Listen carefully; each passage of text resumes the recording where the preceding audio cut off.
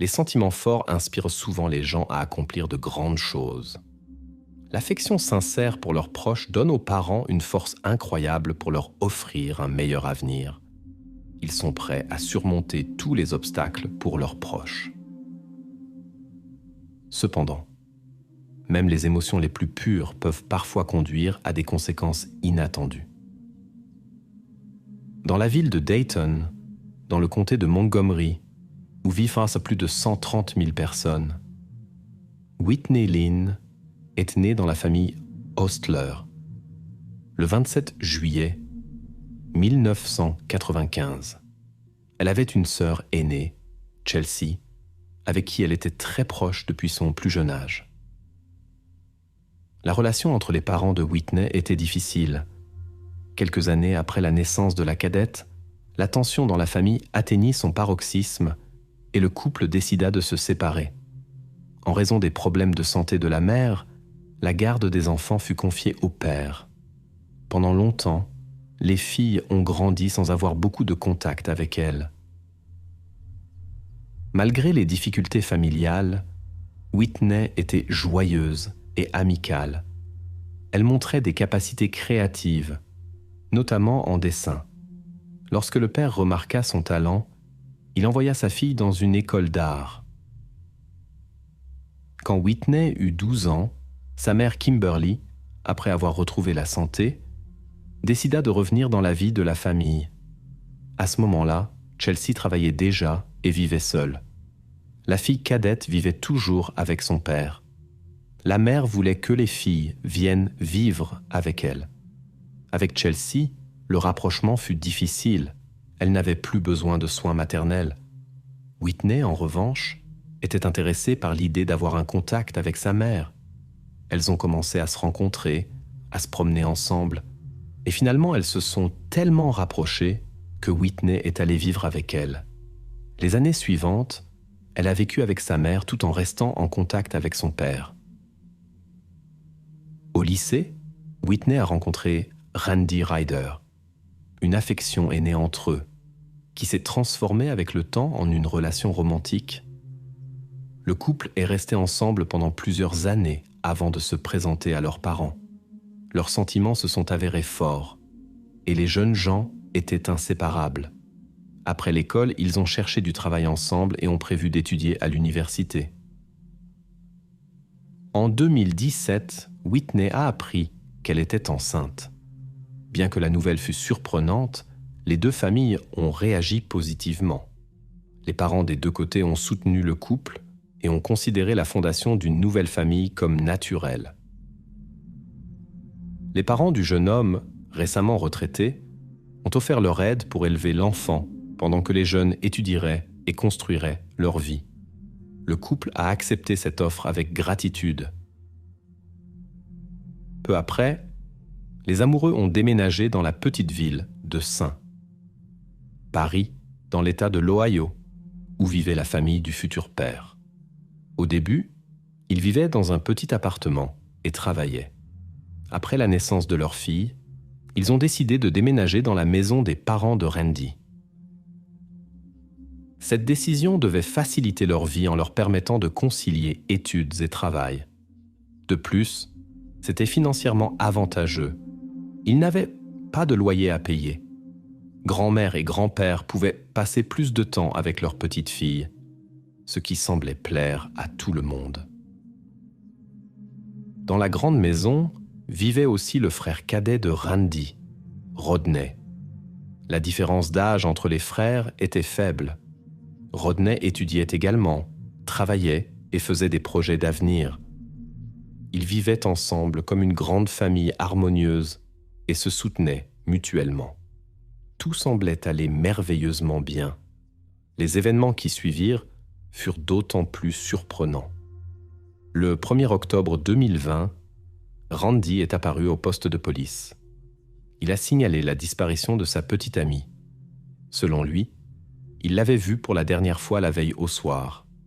Ils avaient eu une dispute, après quoi il était allé chez des amis. La dispute s'était poursuivie entre Whitney et sa mère Valérie, mais il n'avait pas attendu la fin. Randy a raconté qu'ils avaient prévu de passer la soirée ensemble, mais que sa bien-aimée avait décidé de rester à la maison. Plus tard, des amis du jeune homme devaient venir la chercher pour aller ensemble à une fête. Selon Randy, son amie est arrivée à l'heure convenue pour chercher Whitney. Cependant, elle ne l'attendait pas comme prévu. L'ami a essayé d'appeler plusieurs fois, mais sans succès. Après avoir attendu un moment devant la maison, il a supposé que leur plan avait pu changer et est parti à la fête rejoindre Randy. L'ami espérait y rencontrer Whitney, mais elle n'y était pas.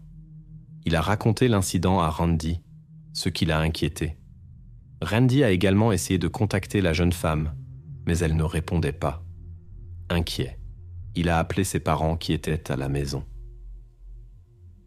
Selon leur déclaration, Whitney était partie peu après lui. Une amie était venue la chercher en voiture. Valérie avait vu une voiture inconnue aux vitres teintées dans l'allée, dans laquelle la jeune femme était montée. Cependant, la femme n'a pas pu distinguer qui exactement était venu chercher Whitney, ni combien de personnes il y avait dans le véhicule.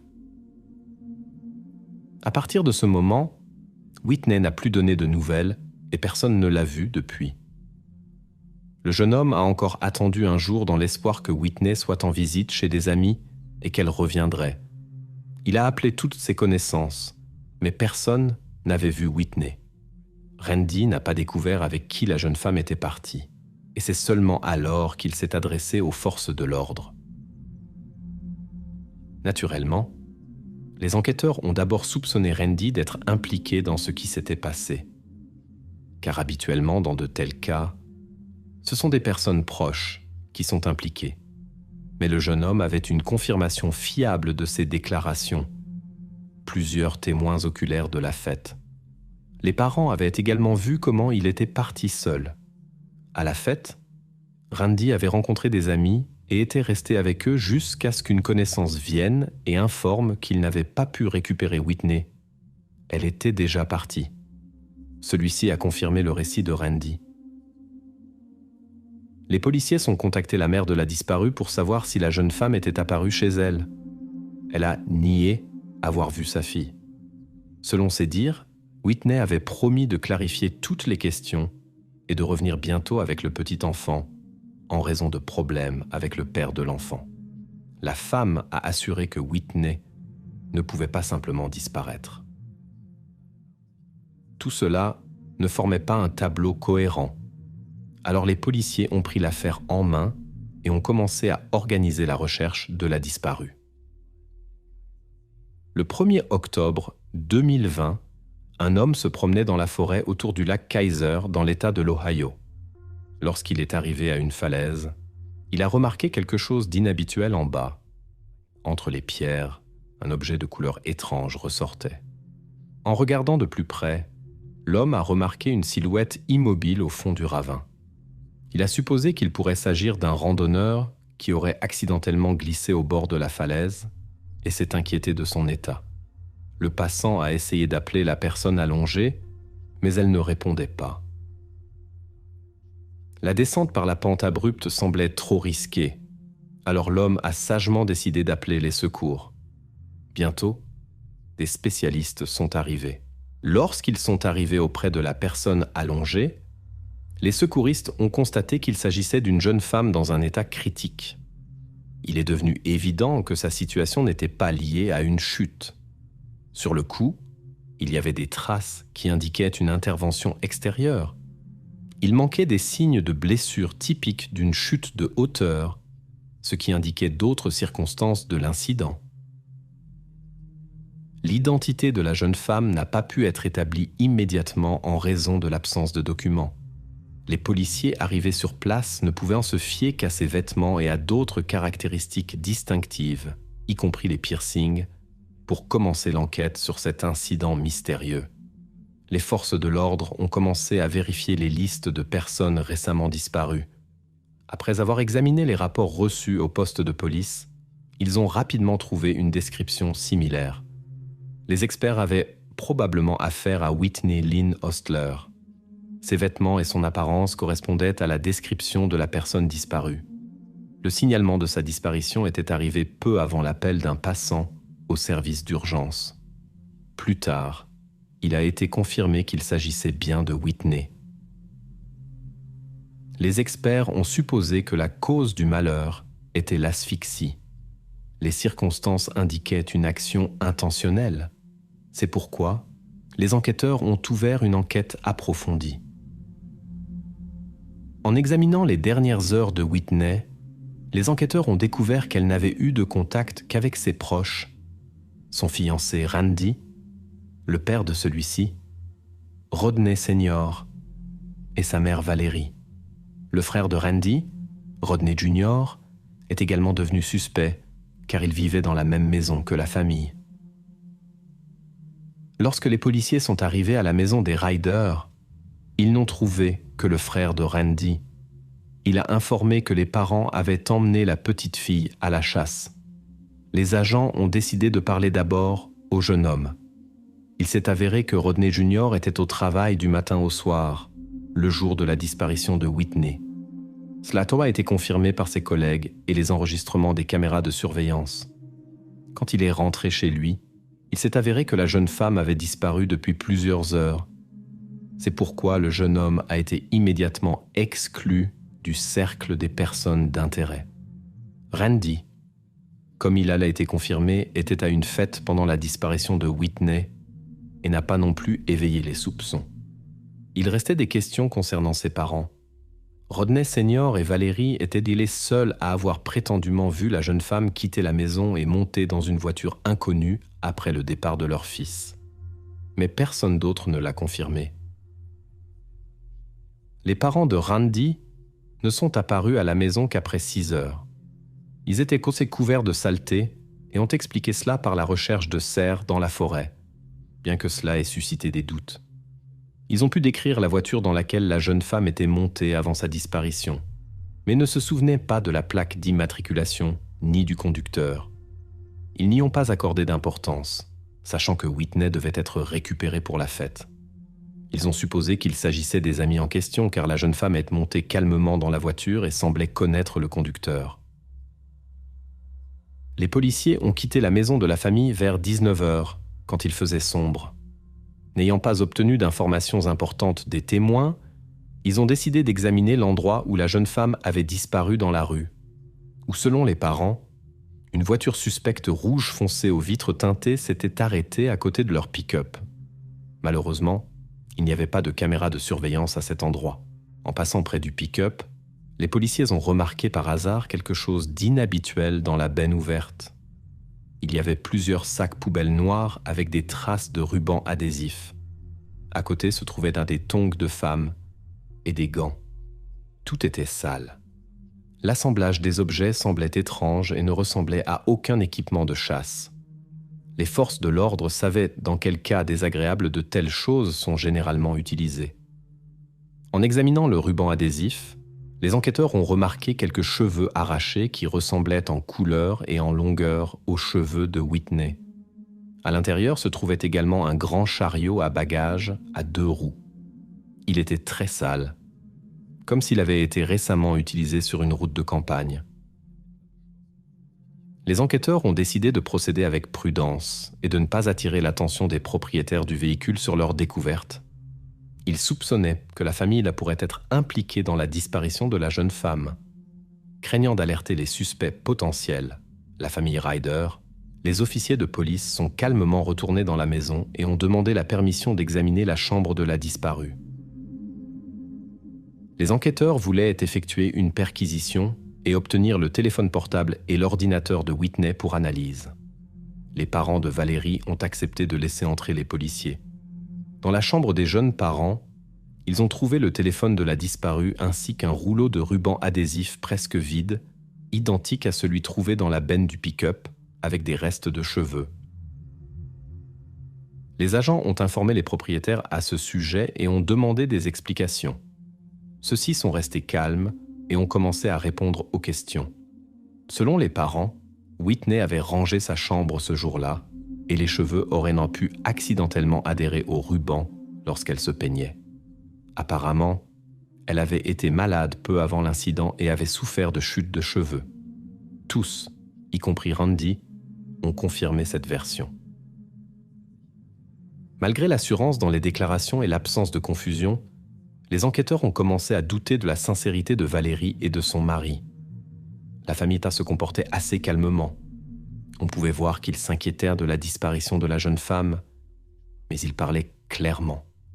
Les forces de l'ordre n'ont rien remarqué d'inhabituel dans le comportement de la mère et des fils lorsqu'ils les ont interrogés sur les objets trouvés. Cependant, Rodney l'aîné semblait très agité. Il réfléchissait longuement avant de répondre à la question des enquêteurs.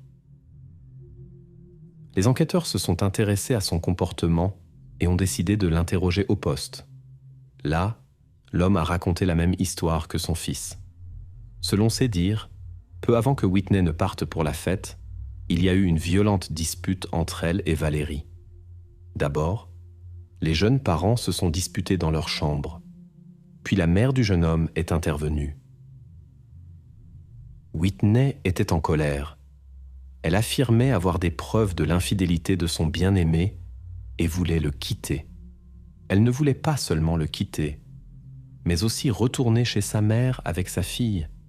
L'homme a raconté que Valérie, en entendant le bruit, s'est précipitée vers les jeunes et a essayé de calmer la jeune femme. Elle voulait lui parler et la convaincre que Whitney se trompait au sujet de son fils. Pendant cette conversation, Randy s'est énervé et est parti seul à la fête. Le chef de famille a admis qu'ils avaient réussi plus tard à calmer la jeune femme. Elle s'est partie avec des amis dans une voiture inconnue. À ce moment-là, Whitney a convenu de poursuivre la conversation avec Valérie plus tard. Mais elle n'est pas revenue et ils ne savent pas ce qui lui est arrivé.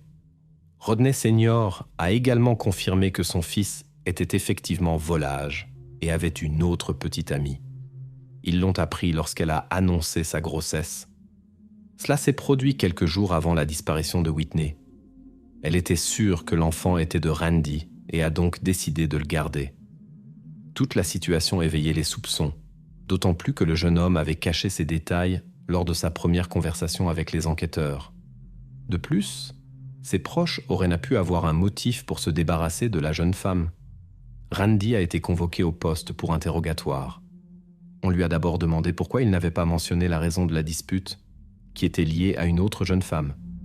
Le jeune homme a expliqué qu'il ne voulait pas révéler ce point délicat immédiatement, car il pensait que cela n'affecterait pas la recherche de sa petite amie et il ne voulait pas se compromettre. À ce moment-là, le triste sort de Whitney n'était pas encore connu. Cependant, les enquêteurs soupçonnaient que précisément ce fait, ainsi que le conflit avec les parents du jeune homme, aurait pu jouer un rôle fatal dans le destin de la protagoniste. Ensuite, Randy a confirmé la déclaration de son père. Il a admis que lui et Whitney étaient dans sa chambre à l'étage pendant la dispute. La jeune femme a commencé la dispute et l'a accusé d'infidélité.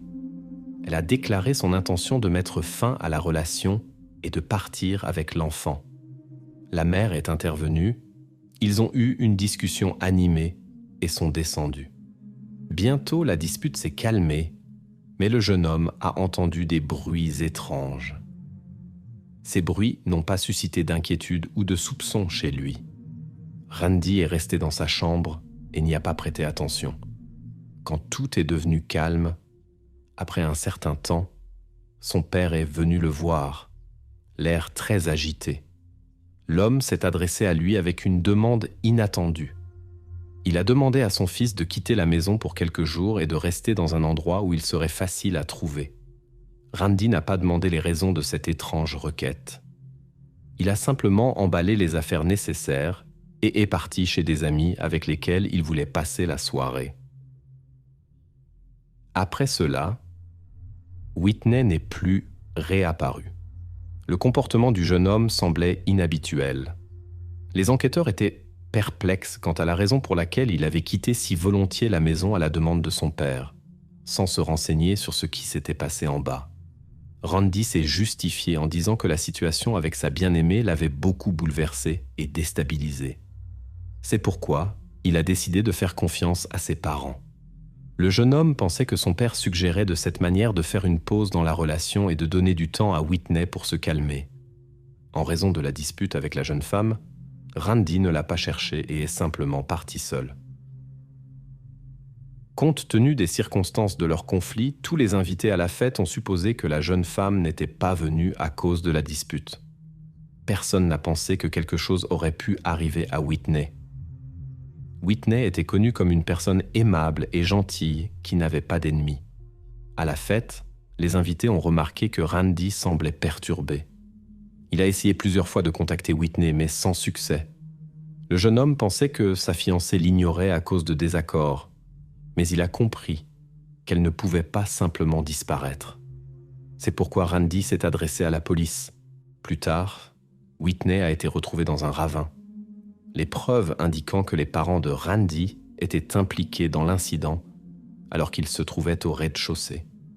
Ils ont essayé de présenter tout cela comme une décision indépendante de la jeune femme, mais des experts et enquêteurs expérimentés ont vu à travers cette ruse. Les enquêteurs ont informé Valérie, Randy et Rodney Senior de la découverte pour observer leur réaction.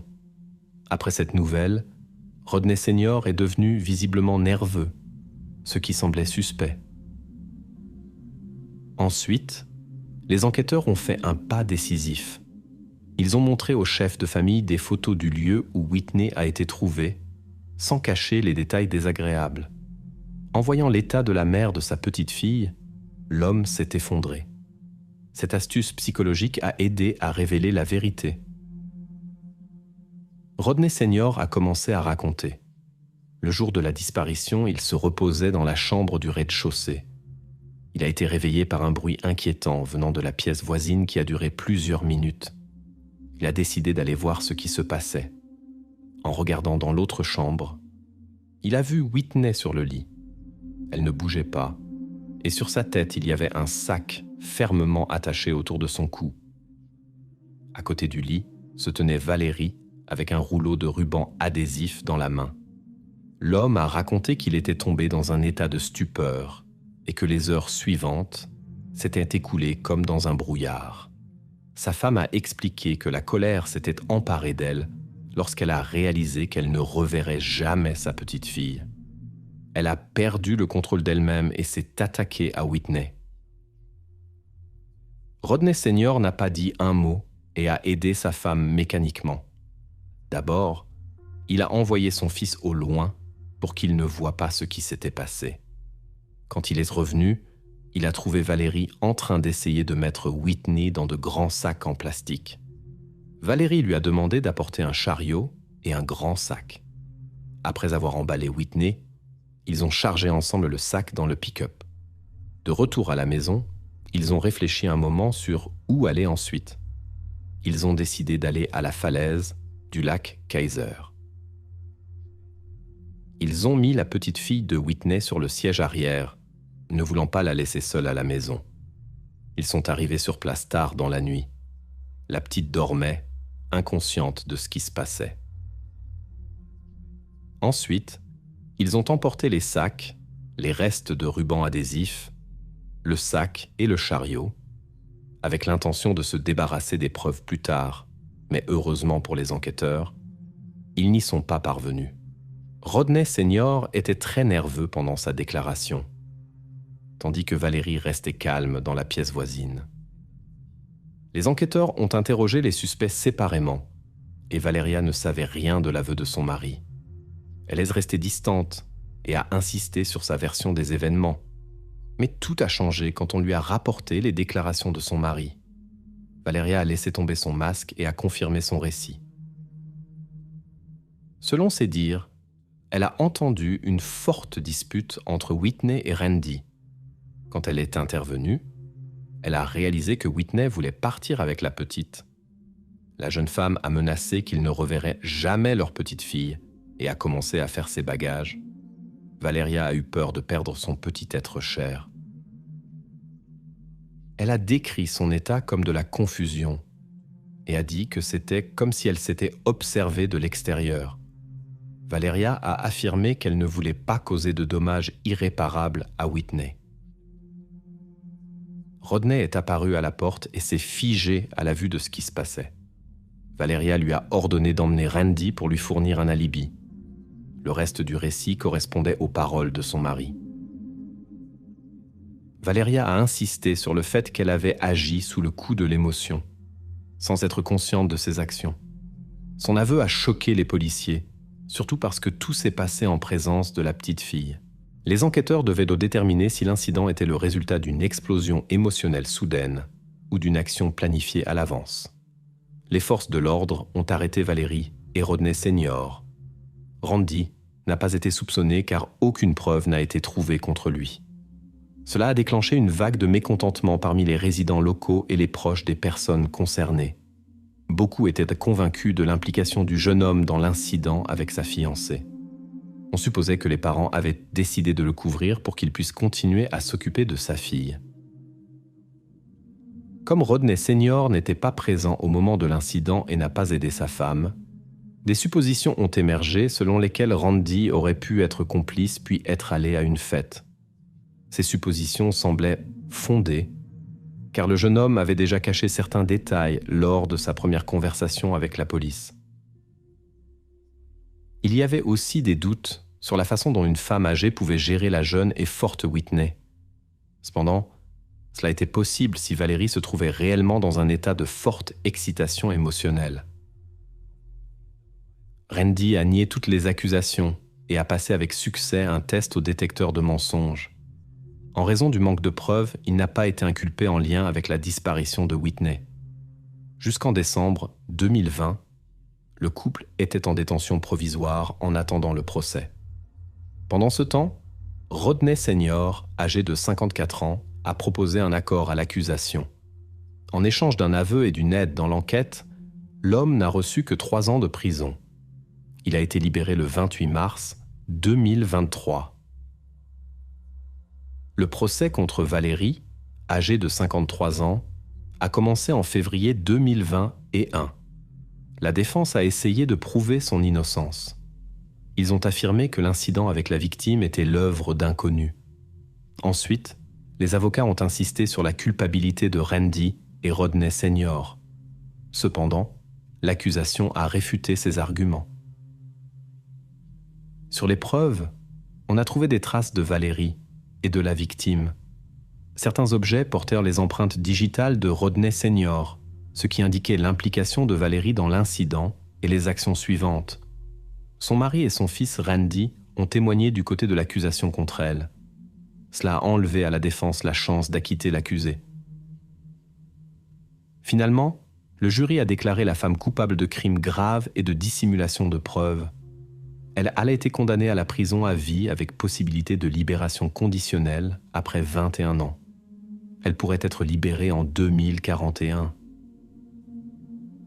On sait que Chelsea, la sœur de la victime, a obtenu la garde de l'enfant de Randy et Whitney. L'éducation est assurée par la famille Ostler et le contact avec le père et ses proches est interdit à la fille. Avec le temps, les gens apprennent à ne compter que sur eux-mêmes, bien qu'il ne soit pas facile pour tous de faire face aux défis de la vie. Parfois, même un étranger peut offrir de l'aide, mais avant de l'accepter, il faut s'assurer de la sincérité des intentions.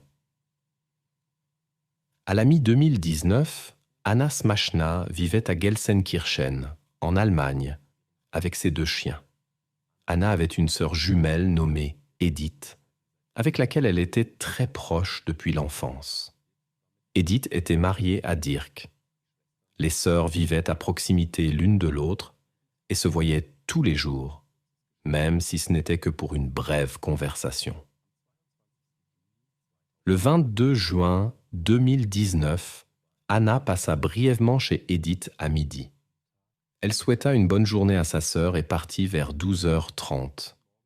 Le lendemain matin, Edith invita Anna pour une visite plus longue. Elles s'envoyèrent des messages par téléphone et Anna promit de venir dans 1 heure. Mais elle n'apparut pas, ce qui était inhabituel pour elle.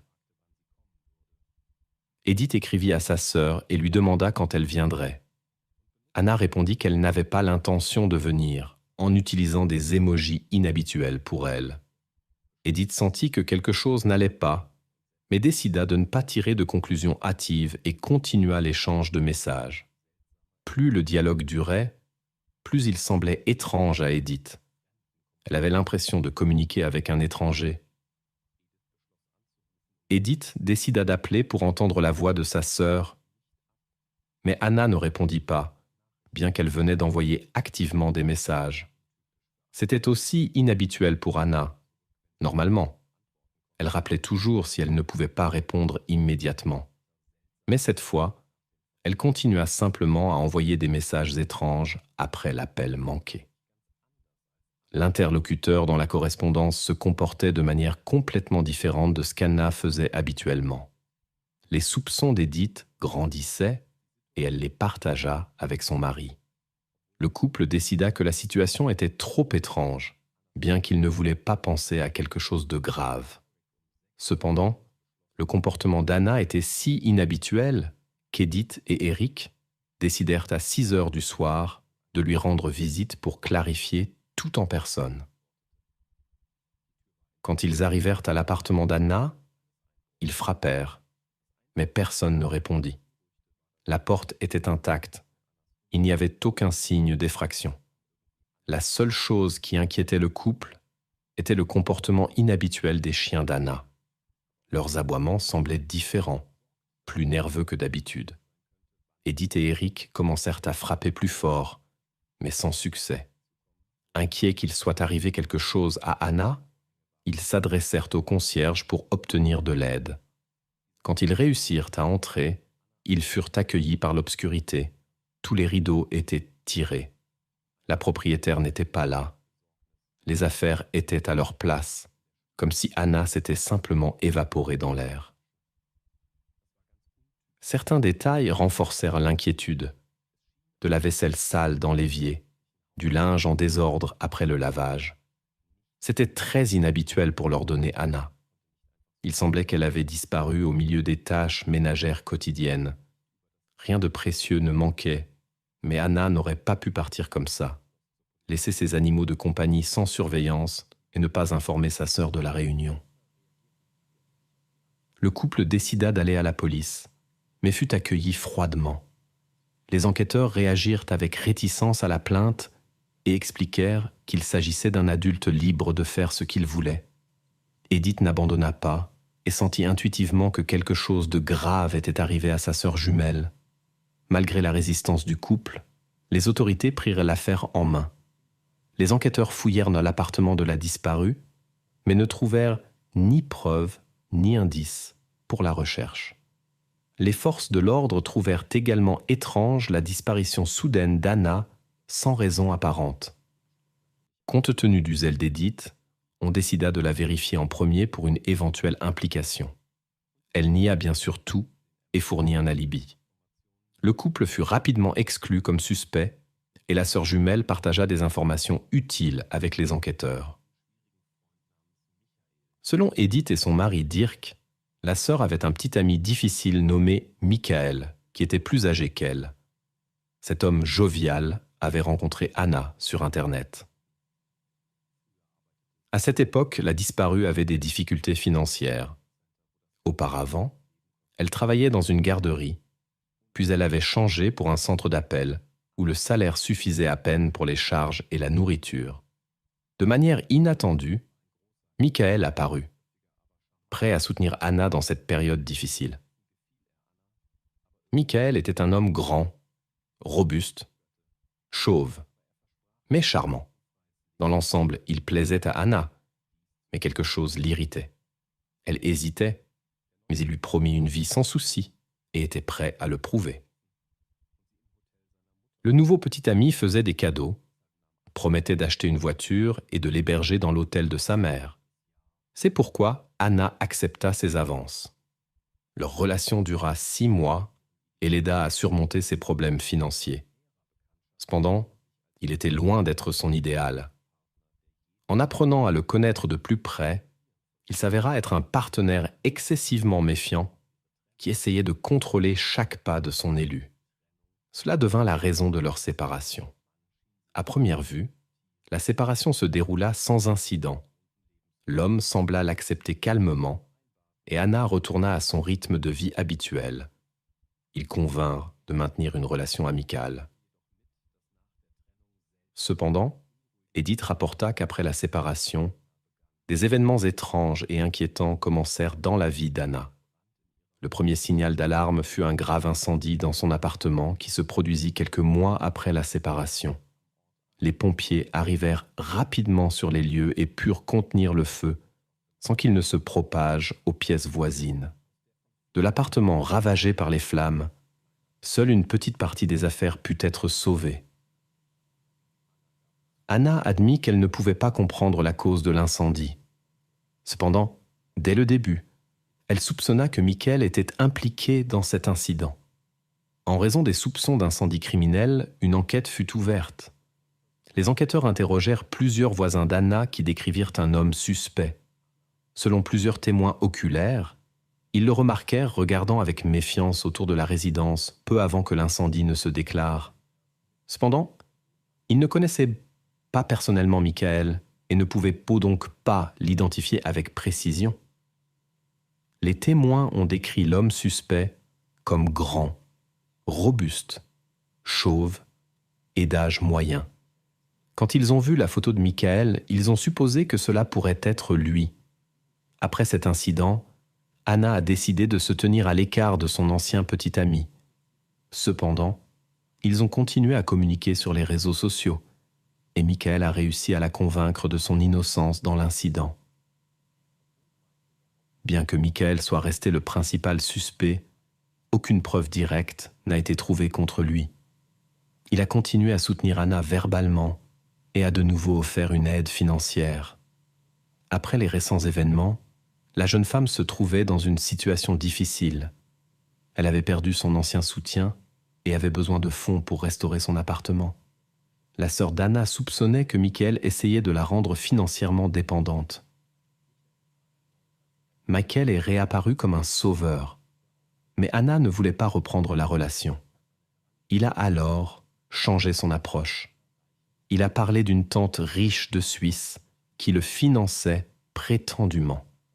Michael a donné à Anna des coordonnées et l'a présentée comme une opportunité de communiquer avec une personne qui réussissait. On supposait que la tante aiderait Anna à sortir de ses difficultés. Un contact étroit s'est développé entre Anna et la parente suisse de Michael. Elles ont correspondu longtemps et progressivement, Anna a partagé ses rêves. Elle voulait depuis longtemps ouvrir une garderie privée. La bienfaitrice a exprimé le désir d'aider, a échangé des idées et offert son soutien, gagnant ainsi la confiance de la jeune femme. Finalement, la tante de Michael a remis à Anna un chèque de 750 000 €, prétendument sans obligation de remboursement. La générosité inattendue a surpris la protagoniste, et bien qu'elle n'ait guère eu le choix, elle a accepté le chèque. Cependant, Anna n'a pas pu l'encaisser car elle a disparu avant de pouvoir aller à la banque. L'aide de l'inconnu de Suisse semblait être un miracle qui a bouleversé son monde. Anna ne se doutait pas que cette bonté n'était qu'une fraude. Lorsque les forces de l'ordre ont fouillé l'appartement de la disparue après le signalement de la sœur, ils ont trouvé ce chèque. Une vérification a révélé qu'il était faux. Anna n'aurait en aucun cas pu accéder à cet argent. La police a parlé à l'ancien petit ami d'Anna, Thorsten. Il a raconté qu'il n'aimait pas Michael dès le début, le trouvait désagréable et avait conseillé à Anna de mettre fin à la relation. Après ces conversations et la perquisition de l'appartement, la police est arrivée à la maison de Michael le lendemain vers 10 h du matin pour la fouiller. Ils ont confisqué des clés USB, des ordinateurs et un ordinateur portable. Des maîtres chiens avec des chiens renifleurs sont également venus, mais les animaux n'ont pas pu trouver de traces d'Anna. La police a dû partir car elle ne pouvait rien reprocher au suspect. Cependant, les enquêteurs n'ont pas abandonné l'affaire et ont décidé de surveiller l'homme suspect. Les forces de l'ordre ont commencé à intercepter les conversations de Michael et à le surveiller. À ce stade, il supposait qu'Anna était retenue quelque part contre sa volonté. Michael téléphonait souvent à sa mère. Ils semblaient avoir une relation très étroite. La femme savait tout de son fils et il lui partageait toutes ses pensées. Donc les enquêteurs espéraient entendre quelque chose sur Anna. Mais il n'y avait pas de preuves directes. Leur conversation semblait étrange, comme s'ils cachaient quelque chose. Bientôt, la mère de Michael est également devenue suspecte. Dans une conversation, des phrases inquiétantes ont été entendues. Michael a dit à sa mère que la police n'avait pas de preuves contre lui et la femme a acquiescé, manifestement au courant de la situation. De leur brève conversation, les enquêteurs ont tiré des conclusions inquiétantes sur Anna. Cependant, il n'y avait aucun indice sur son emplacement.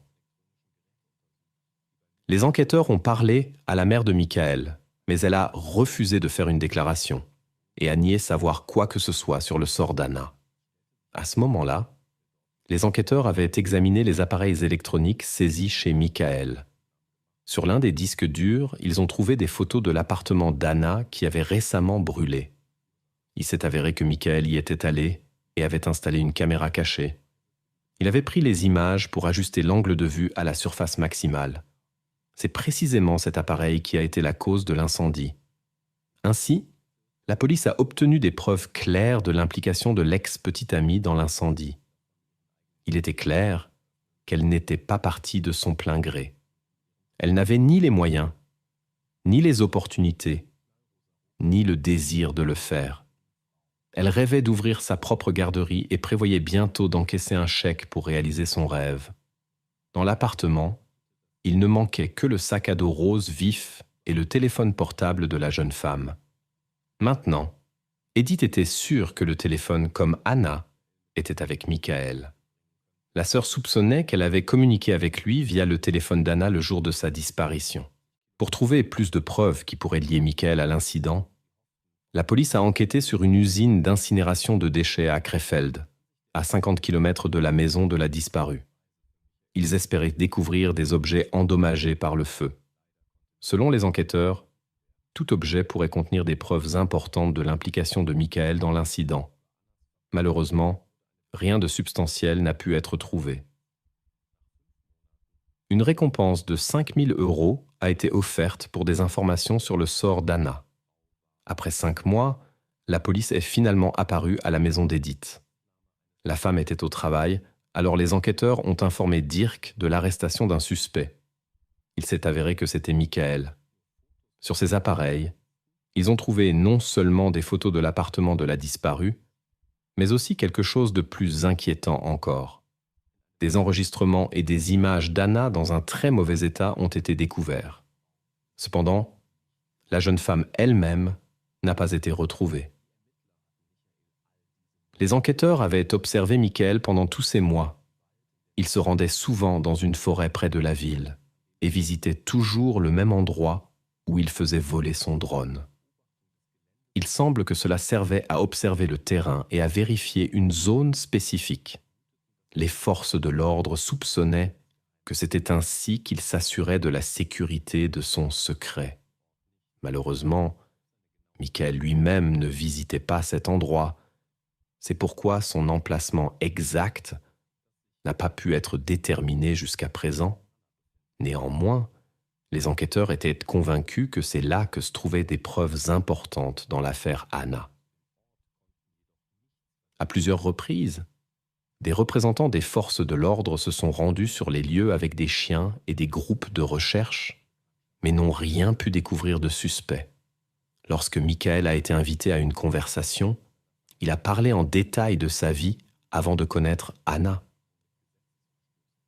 Il s'est avéré que dans son passé, il y avait déjà eu quelques incidents inquiétants liés à des violations de la loi. En 1997, le protagoniste de l'affaire avait eu une relation avec une jeune femme nommée Christina. Christina, qui travaillait comme vendeuse dans le métro, a rencontré Michael, un cariste. Tous deux étaient jeunes, et des sentiments se sont rapidement enflammés entre eux. Cependant, Il y avait des difficultés dans leur relation dès le début. Michael s'est avéré très jaloux et colérique, ce qui attristait beaucoup Christina. Un autre obstacle était la mère de Michael, à qui il obéissait inconditionnellement. Cela a conduit à de nombreuses disputes entre les amoureux. Peu à peu, Michael a commencé à s'immiscer de plus en plus dans la vie de Christina. Il y a eu un incident étrange avec son grand chien, que Michael n'aimait pas. L'animal de compagnie a soudainement disparu, sans laisser de traces. Christina soupçonnait que Michael pourrait être impliqué, bien qu'il n'y ait pas de preuves. Après cet incident, le couple s'est séparé, bien que la raison n'était pas la disparition du chien. Peu après la séparation, Christina a vécu un autre incident inhabituel. Les freins de sa voiture ont soudainement lâché, ce qui aurait presque conduit à un accident. Le mécanicien a constaté que le liquide de frein manquait, comme s'il avait été délibérément vidangé. Christina a de nouveau soupçonné son ex-petite amie. Après la séparation, Michael semblait obsédé par Christina. Un jour, il l'a guettée devant son appartement. Une dispute a éclaté, qui a dégénéré en une confrontation sérieuse. Les conséquences de cette rencontre ont été extrêmement regrettables pour Christina. Les experts ont trouvé de nombreuses traces d'agression sur Christine. De nombreuses empreintes digitales et d'autres preuves ont été découvertes dans son appartement. Par conséquent, les forces de l'ordre ont immédiatement identifié Michael comme suspect. Il a nié son implication, mais les preuves étaient accablantes. Grâce aux efforts de son avocat, il a été reconnu coupable d'un incident par négligence. Michael a reçu 11 ans de prison.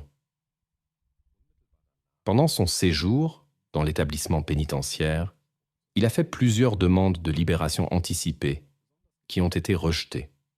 Il n'a été libéré qu'en octobre 2009. Immédiatement après, Michael a commencé à utiliser les services de certaines dames. Il aimait particulièrement Sissi, qu'il a rencontrée en 2012. En plus des rencontres d'affaires, Michael a commencé à établir une relation de confiance avec elle. Il prétendait être riche et pouvoir l'aider en cas de difficultés financières. Cela a impressionné Sissi et bientôt ils ont commencé à se fréquenter. Au début, Michael se comportait galamment et la jeune femme se sentait spéciale. Il lui semblait être tombé dans un conte de fées. Mais avec le temps, Michael a changé. L'homme auparavant agréable a commencé à montrer une jalousie excessive. Dès que Sissi partait pour une courte période, il devenait agité, appelait constamment et provoquait des disputes. Le jour de la Saint-Valentin 2014, le couple a passé du temps ensemble. Quand la jeune femme est allée aux toilettes, Michael a soudainement fait irruption. Il a utilisé du gaz poivré et l'a traîné agressivement dans la chambre. L'agresseur a réussi à maîtriser la femme sans défense et à restreindre sa liberté. Sissi était convaincue que la situation était extrêmement dangereuse pour elle. De manière inattendue, Michael s'est calmé. Il a même pleuré et a proposé un voyage en voiture, forçant la jeune femme à monter. Sissi a avoué plus tard qu'elle luttait contre l'envie de sauter de la voiture en marche. Michael est resté silencieux pendant tout le trajet et n'a pas dit où ils allaient ce qui inquiétait beaucoup la jeune femme. Heureusement, il l'a ramenée chez elle, où vivait son frère. C'est ainsi qu'elle s'est échappée. Quand le frère a vu l'état de sa sœur, il s'est immédiatement adressé à la police. Cependant, la plainte n'a pas été prise au sérieux en raison de l'occupation de Sissi. Néanmoins, la jeune femme a continué à s'adresser avec persistance à la police jusqu'à ce que, près d'un an plus tard, sa plainte soit acceptée. Le procès a duré environ 2 ans. Michael a été condamné à 8 mois de prison. Mais son avocat a fait appel et l'accusé est resté en liberté pendant le nouveau procès. Finalement, il a été placé en résidence surveillée sans jamais aller en prison. Entre-temps, Sissi a été confrontée au harcèlement de Michael. Elle se sentait constamment observée et rencontrait son ex-petite amie dans les endroits les plus inattendus. La jeune femme vivait dans une peur constante, souffrait d'insomnie et avait peur de sortir dans la rue. Cette situation rappelait fortement l'histoire d'Anna, racontée par sa sœur. Comme l'escorte, Anna avait essayé de mettre fin à une relation malsaine, mais son partenaire était persistant. Michael créait des situations où il apparaissait comme le seul sauveur.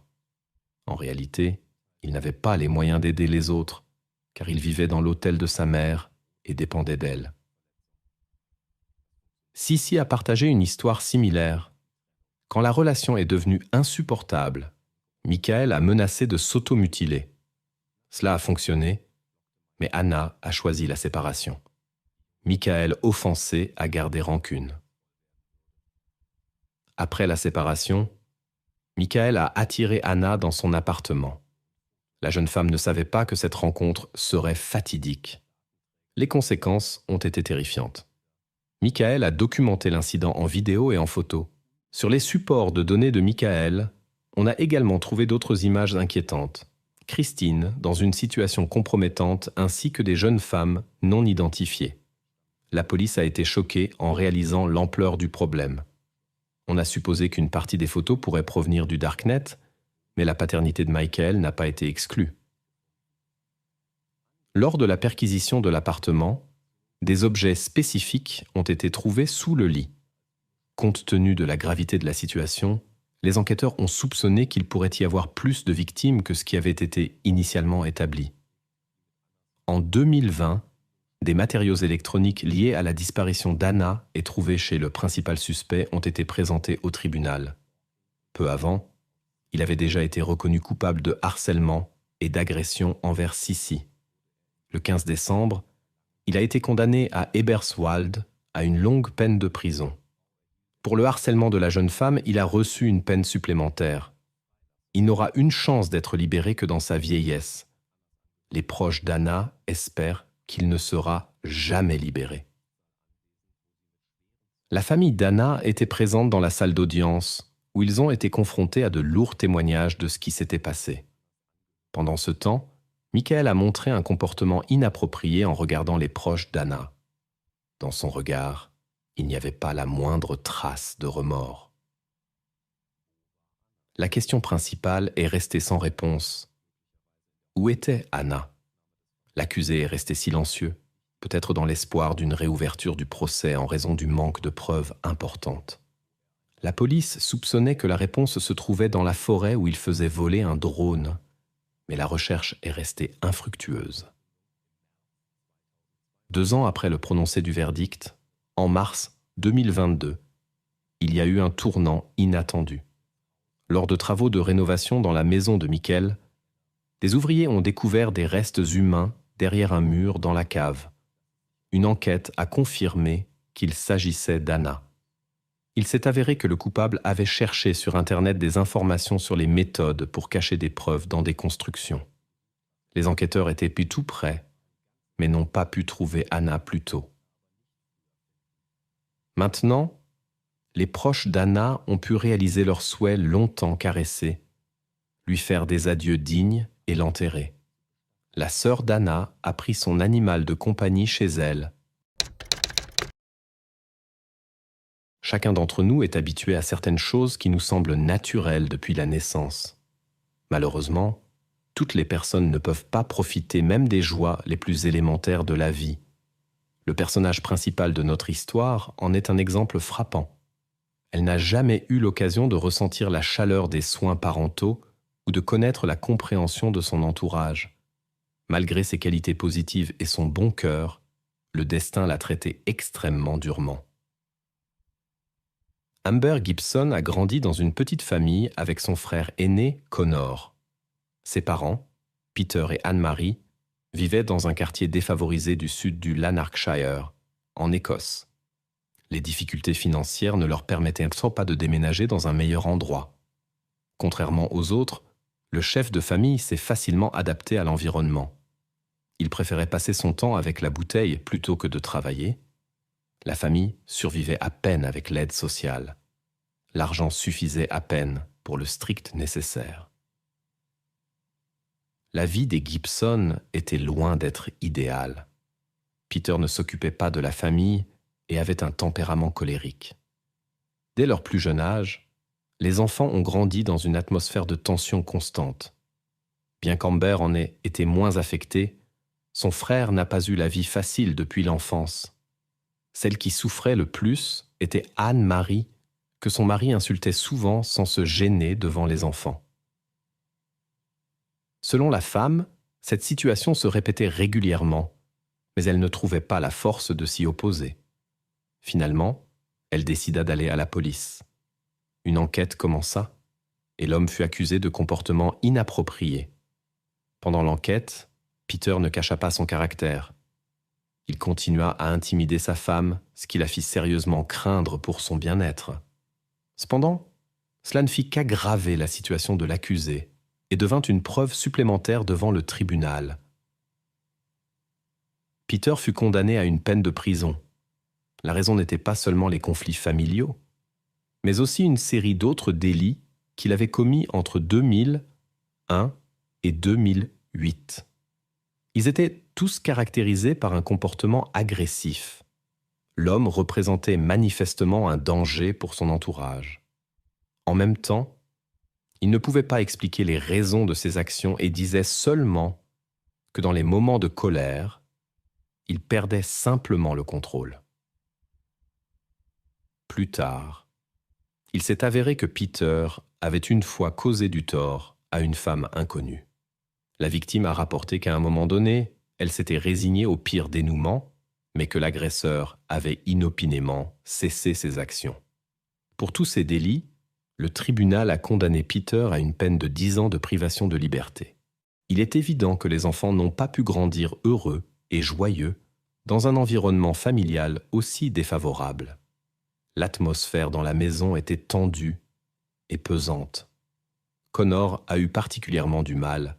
Dès son plus jeune âge, il a été confronté à un traitement dur et à une pression psychologique.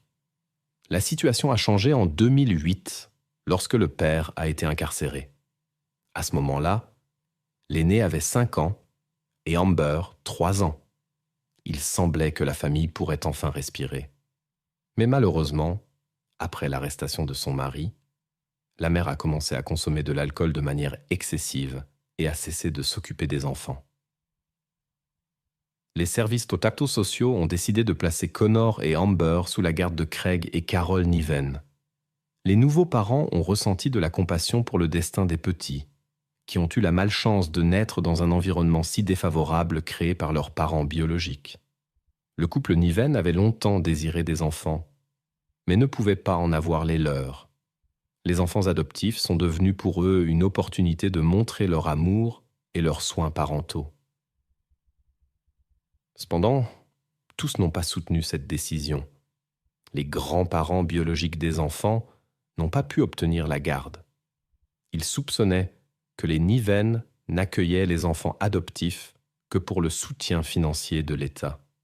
Malgré les objections, la tutelle a finalement été accordée et les enfants ont déménagé à Hamilton, en Écosse. Amber a été décrite comme une fille adorable et amicale. Elle avait un caractère modeste mais joyeux, qui heureusement n'avait pas été corrompu dans la famille précédente. Malgré le début difficile de sa vie, elle est restée une personne positive, intelligente et avancée pour son âge. Elle aimait l'art et chantait, ce qui faisait plaisir à sa nouvelle famille. Malheureusement, on ne pouvait pas en dire autant de son frère Connor. Les expériences difficiles de la petite enfance avaient fortement influencé le garçon. Dès son jeune âge, on a remarqué des problèmes de comportement chez lui. Il était renfermé et avait des difficultés à s'entendre avec ses camarades de classe. Connor était connu pour ses accès de colère soudains, pendant lesquels il pouvait devenir agressif envers les autres. Dans son caractère, il ressemblait de plus en plus à son père. Les filles étaient le plus souvent la cible de son agression. Malgré son apparence attrayante, Connor se caractérisait par un caractère particulier et un sens de l'humour inhabituel. Ses blagues choquaient souvent les gens autour de lui par leur noirceur. ce qui poussait ses camarades de classe à essayer de se tenir à l'écart de lui et à le considérer comme étrange et désagréable. Personne ne prenait au sérieux ses remarques sur les dommages et supposait que ce n'était qu'une partie de son humour excentrique. Cependant, ce comportement a conduit Connor à n'avoir pratiquement aucun ami. Cet isolement était aggravé non seulement par son caractère inhabituel, mais aussi par des signes évidents de problèmes psychologiques, ce qui suscitait l'inquiétude des gens autour de lui.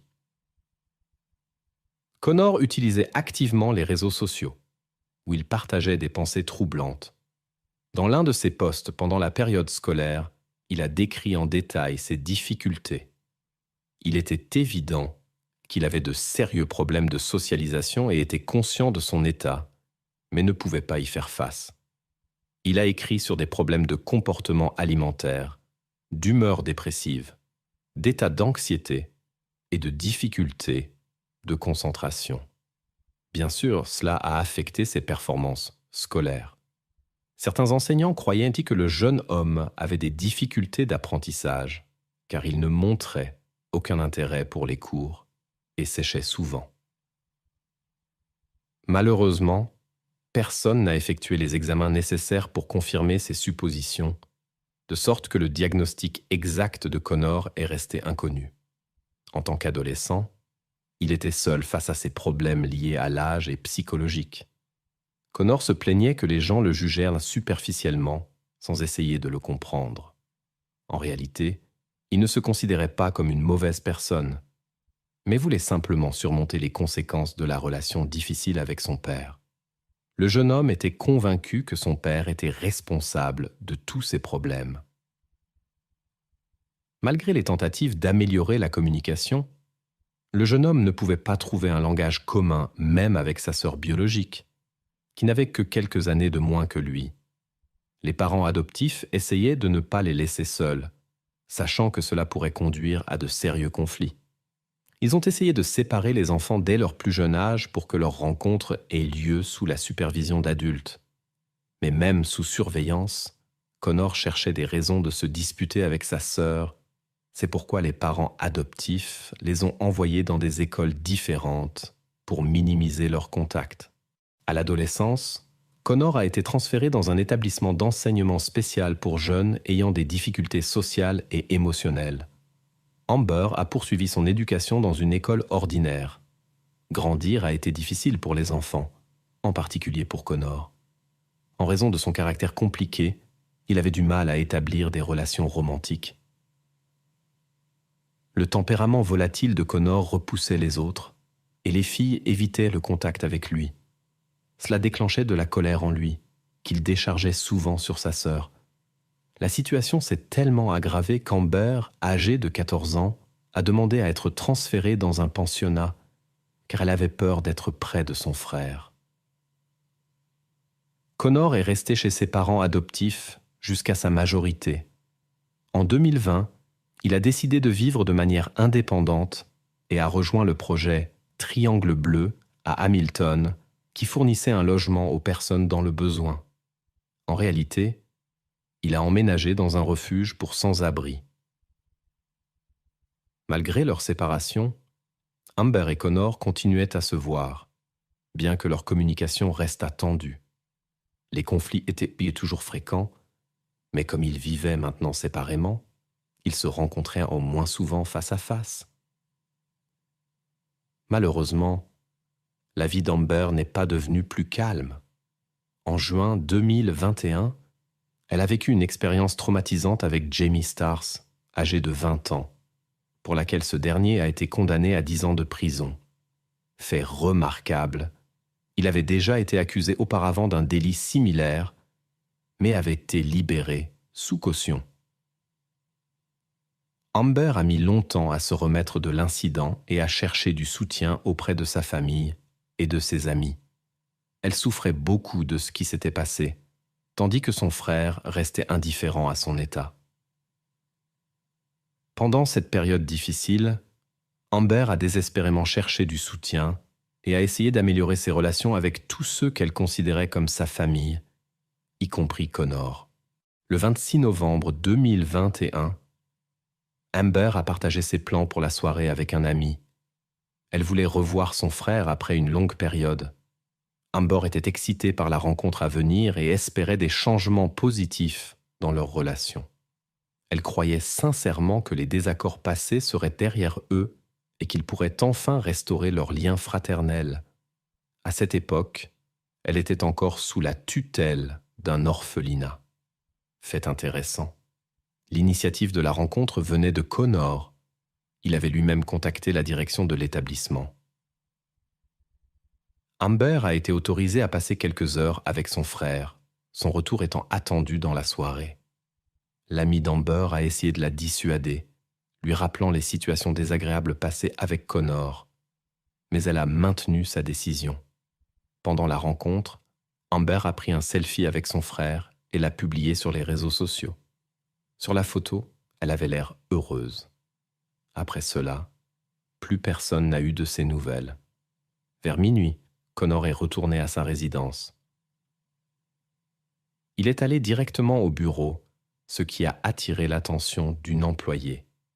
Plus tard, elle a admis que son apparence et son comportement l'avaient troublé. Connor semblait sombre et échevelé. Il respirait lourdement et ses mains étaient sales jusqu'aux poignets. La femme inquiète s'est renseignée sur son état, mais Connor a ignoré les questions. Au lieu de cela, il a demandé la permission de passer un appel. Selon ses dires, lui et sa sœur s'étaient disputés et il avait dû partir. Mais il voulait maintenant s'assurer qu'elle était rentrée en sécurité à l'orphelinat. Connor a effectivement appelé là-bas, mais il s'est avéré qu'Amber n'était pas rentrée pour la nuit. Les employés de l'établissement ont contacté les parents d'accueil, mais eux non plus n'avaient pas vu Amber. À l'origine, la rencontre des frères et sœurs avait eu lieu dans la maison des parents d'accueil. Puis les jeunes étaient allés se promener pour parler en privé. Selon Connor, ils se sont séparés après une promenade dans le parc Kadzoo Glen et il est retourné à la résidence. Peu après, un avis de disparition a été émis pour Amber.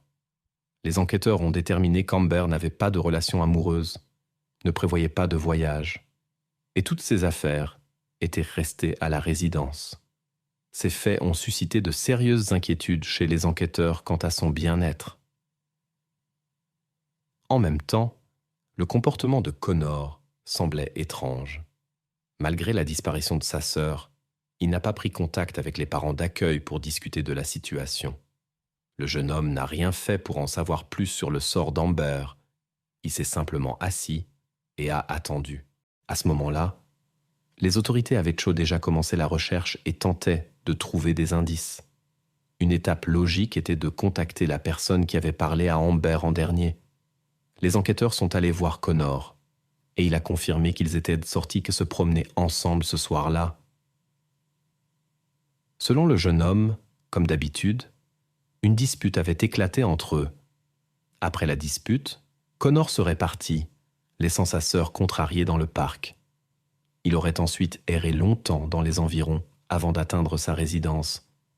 Le jeune homme a affirmé ne pas bien connaître la région, ce qui semblait étrange puisqu'il y avait grandi. Néanmoins, il a insisté sur le fait qu'il s'était perdu et était même tombé dans un fossé dans l'obscurité, expliquant ainsi son apparence sale lorsqu'il était venu passer l'appel.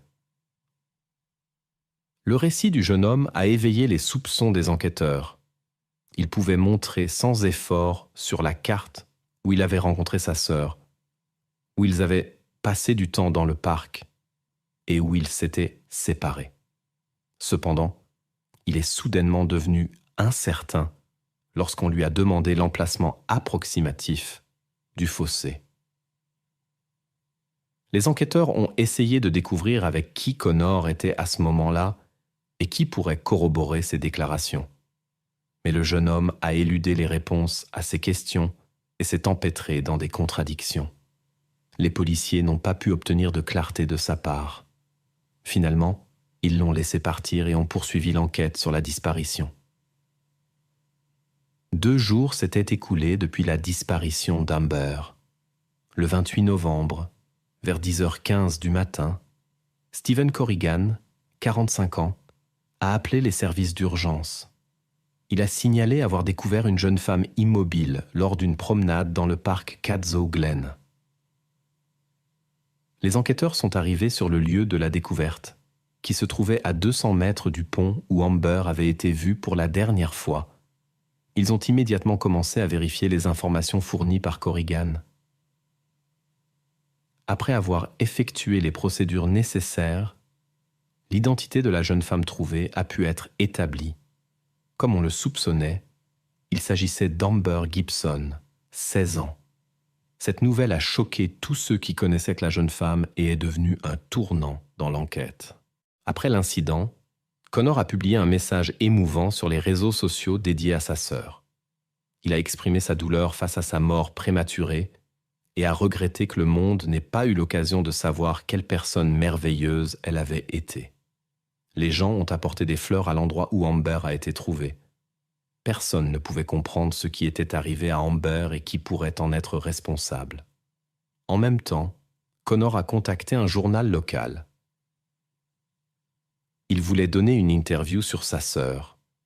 Le jeune homme l'a décrite comme une personnalité exceptionnelle et voulait dire aux gens comment Amber était réellement avec son destin difficile. Le journaliste a fixé un rendez-vous pour le 2 décembre dans un petit café. Cependant, Connor n'est pas apparu. La raison en était qu'à ce moment-là, il avait déjà été arrêté pour suspicion d'implication dans la disparition d'Amber. L'examen médical a révélé des traces sur le cou d'Amber. De plus, quelques blessures ont été découvertes, probablement causées par un objet contondant. Les experts soupçonnaient que l'auteur pourrait avoir eu des motifs personnels. Selon eux, Amber a d'abord subi des blessures physiques, après quoi elle a perdu conscience. Cependant, la cause finale de la tragédie était une obstruction de la respiration normale. Amber avait des traces de saleté sur elle, comme si elle avait été traînée sur le sol. À proximité, on a trouvé des vêtements d'Amber très endommagés. Étonnamment, il s'est avéré que la tragédie s'était produite 2 jours avant que Stephen Corrigan ne signale à la police. L'homme avait un alibi confirmé au moment de l'incident, ce qui excluait sa participation. Pendant ce temps, le comportement du frère d'Amber soulevait de plus en plus de questions. Les enquêteurs connaissaient pas le caractère difficile du jeune homme et ses fréquentes disputes avec sa sœur. Il s'est avéré que Connor avait rapporté ce qui s'était passé avec Amber sur les réseaux sociaux quelques heures avant la découverte. Cela a suscité l'étonnement. Comment pouvait-il le savoir si Amber était encore considérée comme disparue?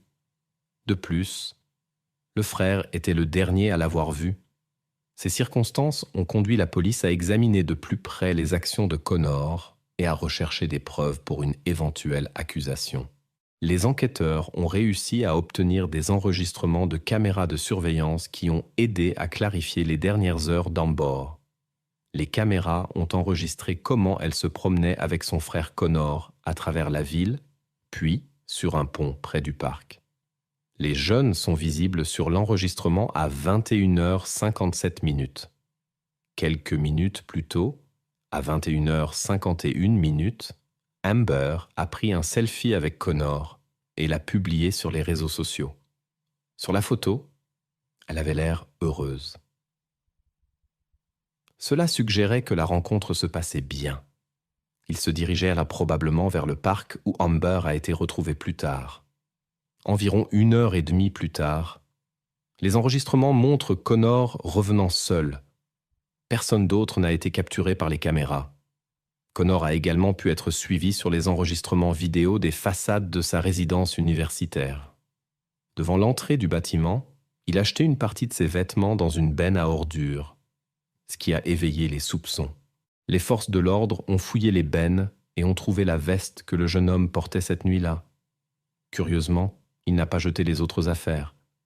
Des traces de saleté et de matériel biologique ont été trouvées sur la veste de Connor, ainsi que sur ses chaussures. L'examen a confirmé que ces traces provenaient d'Amber, ce qui suggérait l'implication du frère dans la disparition de sa sœur. Connor n'a probablement pas jeté la plupart des vêtements et des chaussures en raison du manque de moyens pour en acheter de nouveaux. Au lieu de cela, il a essayé de les nettoyer, mais l'a fait négligemment, ce qui a aidé l'enquête.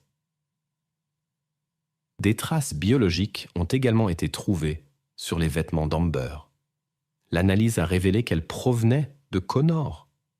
Il s'est probablement blessé lorsqu'elle s'est débattue. D'autres traces de son frère ont également été trouvées sur Amber. Maintenant, les enquêteurs pouvaient directement lier Connor à l'incident.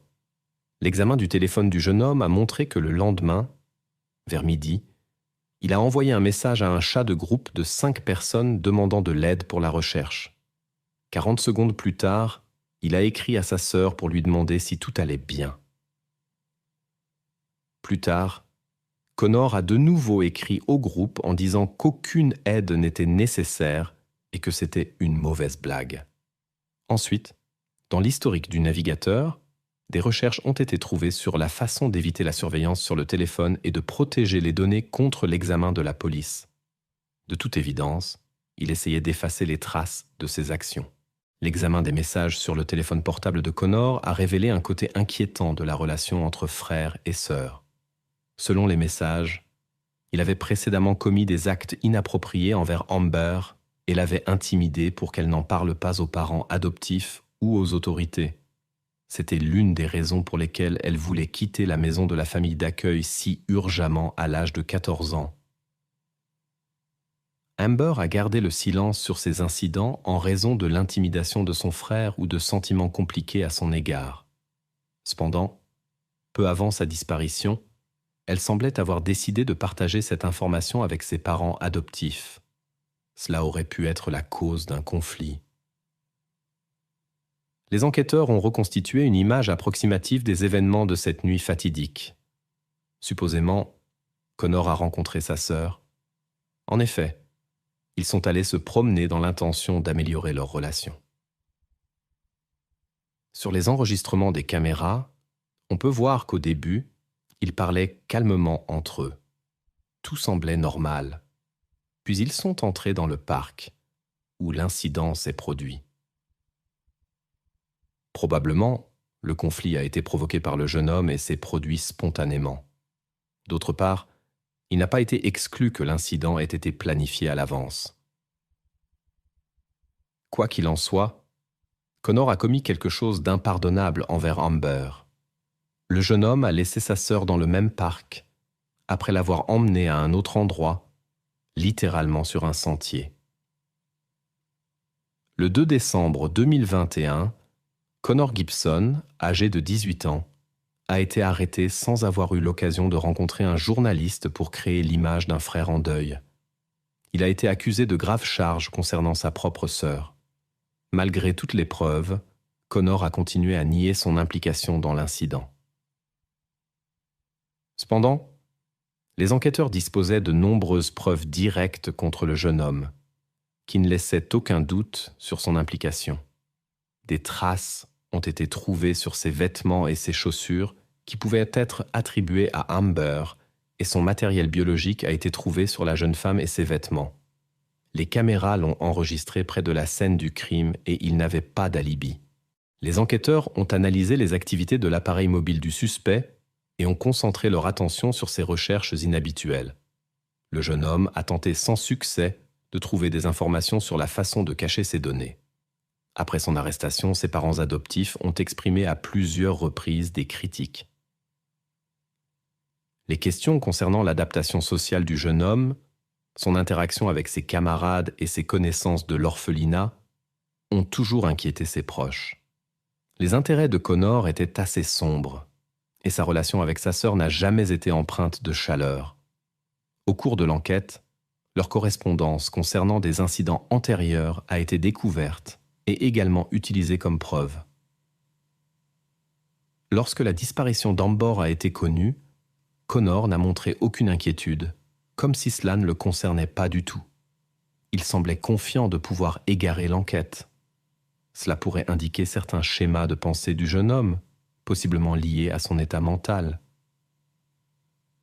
Les parents adoptifs ont rapporté qu'ils n'avaient pas pu entrer en contact avec Connor pendant les jours où la recherche d'Amber se poursuivait. Il n'a participé d'aucune manière à l'opération de recherche, malgré l'inquiétude générale. Maintenant, le procès l'attendait. L'accusation disposait de preuves si accablantes contre Connor que la défense n'avait pratiquement rien à opposer. Les avocats ont tenté sans succès d'attirer l'attention sur l'absence d'enregistrement vidéo documentant directement les actions de Connor envers la jeune femme. Malheureusement, il n'y avait pas de caméra de surveillance dans cet endroit isolé, donc aucune preuve vidéo directe n'existait.